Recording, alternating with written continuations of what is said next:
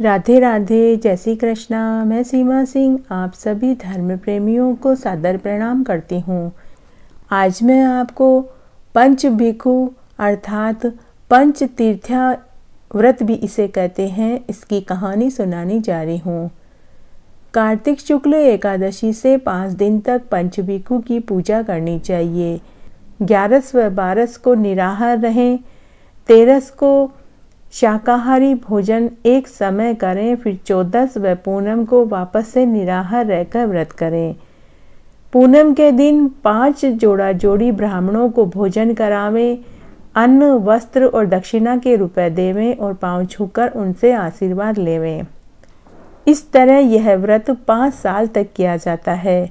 5 साल व्रत करने के बाद 5 जोड़ा जोड़ी ब्राह्मणों को भोजन करावें, दक्षिणा के रुपए देवें और सभी ब्राह्मणियों को और ब्राह्मणों को 5-5 वस्त्र देवें और उनके ऊपर दक्षिणा जरूर रखें और उनसे पांव छूकर आशीर्वाद जरूर लेवें।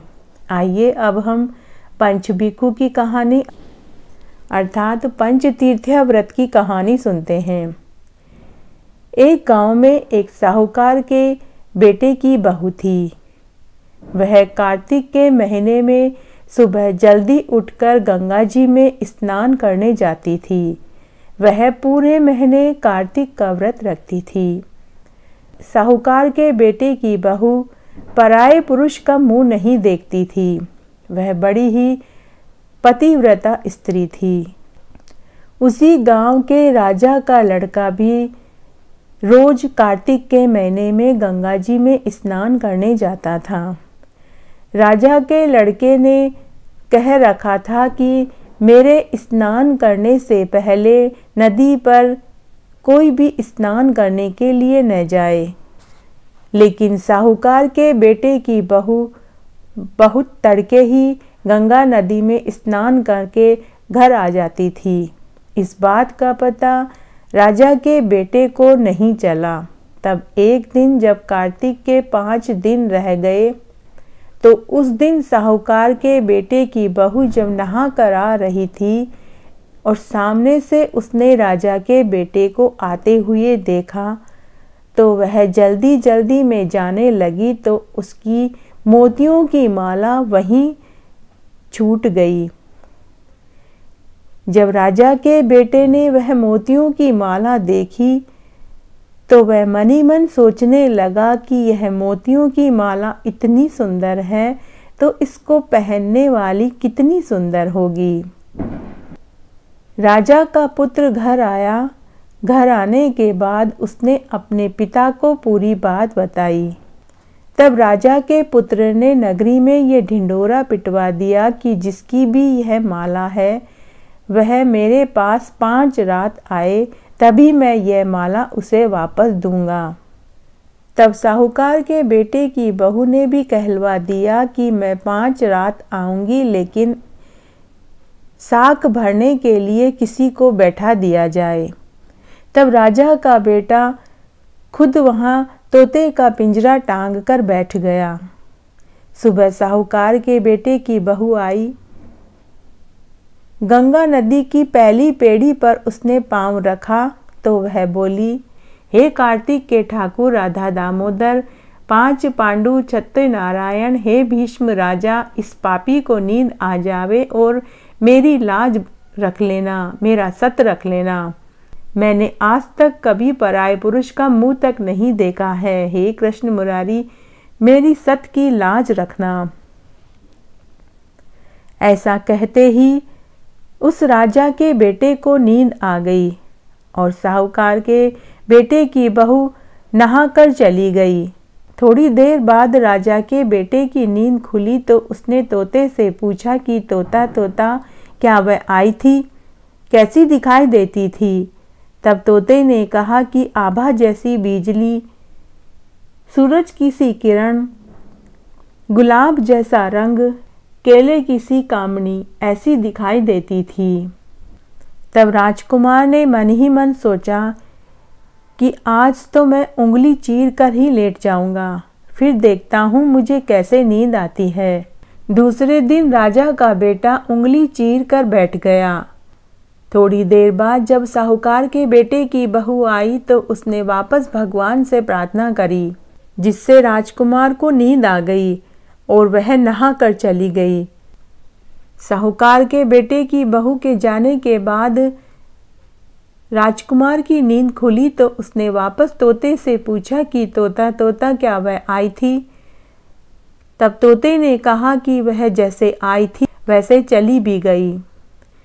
तब राजकुमार वापस मनी मन सोचने लगा कि आज तो मैं आंखों में मिर्ची डालकर बैठूंगा, फिर मैं देखता हूँ मुझे नींद कैसे आती है।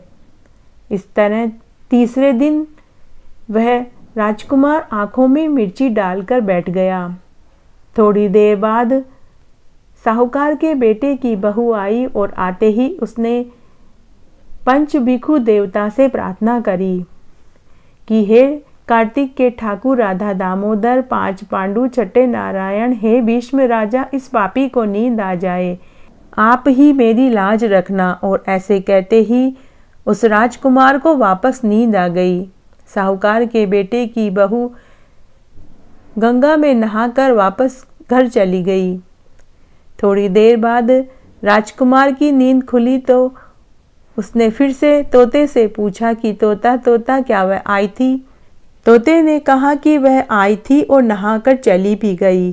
तब राजकुमार ने वापस मनी मन सोचा कि आज तो मैं आग की अंगीठी जलाकर ही बैठ जाऊंगा, जिससे मुझे नींद नहीं आएगी, और वह अंगीठी जलाकर उसके ऊपर बैठ गया।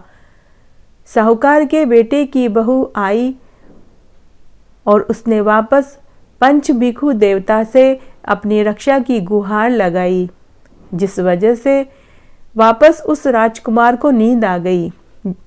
इस तरह साहूकार के बेटे की बहू ने 5 रात्रि पूरी कर दी। 5 रातें पूरी हो गई तो उसने तोते से कहा कि हे तोता, तू इस पापी दुष्ट से कह देना कि मेरी 5 रातें पूरी हो गई है, अब यह मेरी माला मेरे घर पहुंचा दे।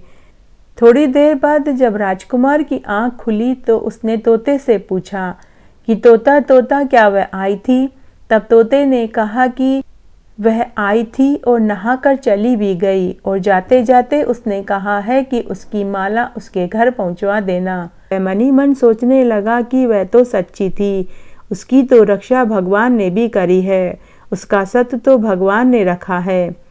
कुछ समय के बाद उस राजकुमार के शरीर में कोढ़ निकल आया, पूरा शरीर पर खून रिसने लगा और वह कोढ़ की वजह से बुखार में तड़पने लगा। तब राजा ने अपने बेटे के लिए बड़े बड़े वेद, हकीम, डॉक्टरों को बुलवाया, लेकिन सभी ने जवाब दे दिया। तब राजा ने राज्य ज्योतिषी को बुलाकर अपने बेटे के कोढ़ के बारे में पूछा। तब राज्य ज्योतिषी ने कहा कि हे राजन, आपके पुत्र ने एक पतिव्रता स्त्री पर बुरी नजर रखी है, इसीलिए उसे यह कोढ़ रोग हुआ है। राजा ने पूछा कि अब मेरा पुत्र कैसे ठीक होगा? राज्य ज्योतिषी ने कहा कि जब आपका पुत्र साहूकार के बेटे की बहू को धर्म की बहन बनावे और उसके नहाए हुए जल से नहाए, तभी इसका कोढ़ ठीक होगा। उसी समय राजा साहूकार के बेटे की बहू की माला लेकर उसके घर गया और उसे पूरी बात बताई। तब साहूकार ने कहा कि हे महाराज, मेरी बहू तो पतिव्रता स्त्री है, वह पराये पुरुष का मुंह तक नहीं देखती है। तब राजा ने साहूकार को उसके बेटे की बहू की माला पकड़ाई और उससे क्षमा याचना करी। साहूकार के बेटे की बहू के नहाए हुए जल जिस नाली में से गिरा, उस नाली के नीचे राजकुमार को बैठाया गया और राजकुमार उस जल से जब नहाया तो कुछ दिनों के बाद उसका कोढ़ ठीक हो गया। कुछ समय के बाद राजकुमार का कोढ़ पूरी तरह से ठीक हो गया और उसकी काया कंचन जैसी हो गई।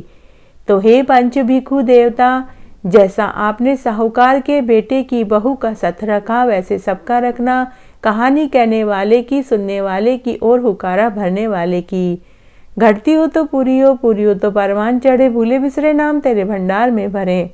तरह आज मैंने आपको कार्तिक मास के 5 दिनों में एकादशी से पूनम तक सुनी जाने वाली पंचभिखु देवता की कहानी सुनाई।